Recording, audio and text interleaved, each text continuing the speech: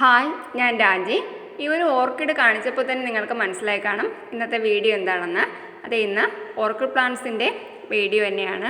അപ്പോൾ നല്ല ഒരു ചൂടുകാലമൊക്കെ മാറിയിട്ട് നല്ല മഴക്കാലമായിട്ടുണ്ട്.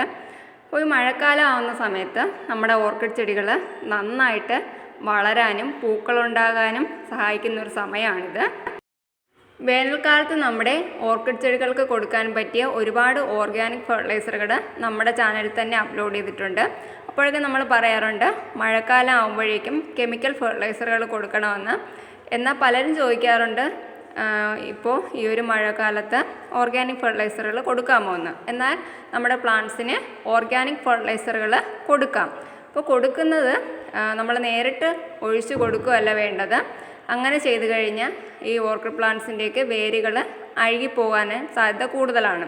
അതുകൊണ്ട് ഈ ഒരു മഴക്കാലത്ത് എങ്ങനെ നമ്മുടെ ചെടികൾക്ക് ഓർഗാനിക് ഫെർട്ടിലൈസറുകൾ കൊടുക്കാമെന്നാണ് ഇന്നത്തെ വീഡിയോയിലൂടെ ഞാൻ ഷെയർ ചെയ്യുന്നത്. അപ്പോൾ വീഡിയോ സ്കിപ്പ് ചെയ്യാതെ നിങ്ങൾ ഫുള്ളായിട്ട് കാണാൻ ശ്രമിക്കുക. വീഡിയോ സബ്സ്ക്രൈബ് ചെയ്തിട്ടില്ലെങ്കിൽ ഒന്ന് ചാനൽ സബ്സ്ക്രൈബ് കൂടി ചെയ്യുക.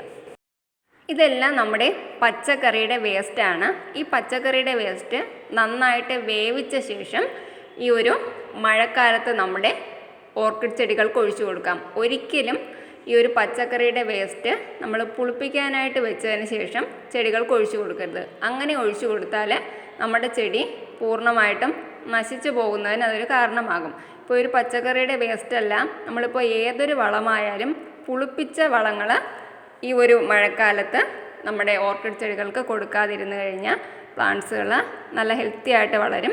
അതുപോലെ ഒരുപാട് പേർക്കുള്ള സംശയമാണ് ഇതുപോലെ ഓർഗാനിക് വളങ്ങൾ മഴക്കാലത്ത് കൊടുക്കാമോ എന്നുള്ളത്. അപ്പോൾ ഇതുപോലെ നമ്മുടെ ഓർഗാനിക് വളങ്ങൾ ചെടികൾക്ക് കൊടുക്കാം. ഈ തണുപ്പ് കാലത്താണ് നമ്മുടെ ചെടികൾ നല്ല ഹെൽത്തി ആയിട്ട് വളരുകയും നിറച്ച് മൊട്ടുകളും പൂക്കളും ഒക്കെ വരികയും ചെയ്യുന്നത്.